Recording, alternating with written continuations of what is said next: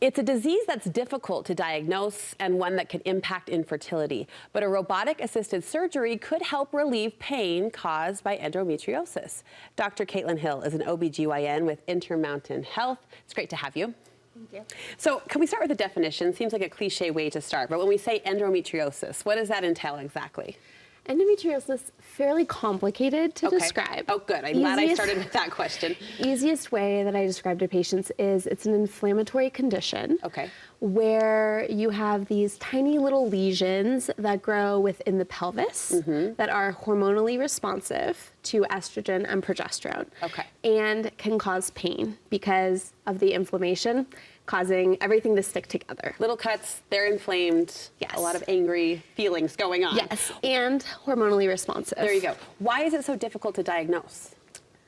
It's difficult to diagnose because from a clinical perspective, we can suspect it based on patient symptoms and physical exam, possibly even imaging. However, it is a histopathological diagnosis, meaning you have to have a biopsy sample.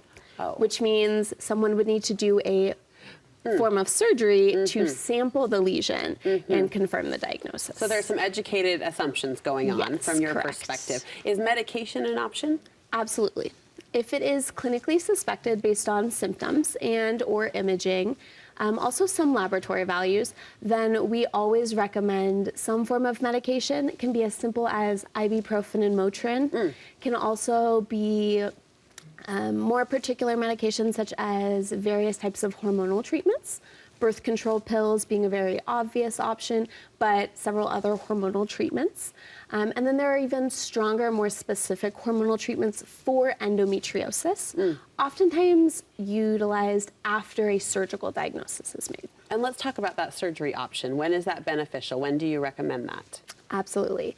In regards to diagnosis, ACOG, which is the American College of OB-GYN, supports that if you have 6 months of chronic pelvic pain, painful periods, otherwise unexplained pain, that is not responsive to medications, physical therapy, interventions you and your doctor have tried for 6 months, you are a candidate for a diagnostic surgery.